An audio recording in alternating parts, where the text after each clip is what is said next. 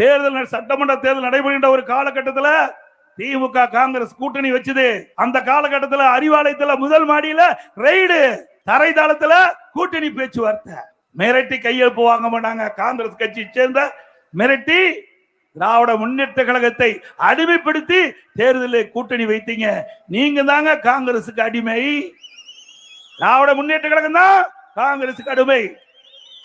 எங்களை பொறுத்த வரைக்கும் எங்களுடைய கூட்டணி அங்கம் வைக்கின்ற கட்சிகள் எல்லாம் ஒரே நோக்கம், ஒரே கருத்து, மக்கள் விரோத ஆட்சி, திமுக ஆட்சி அகற்றப்பட வேண்டும்.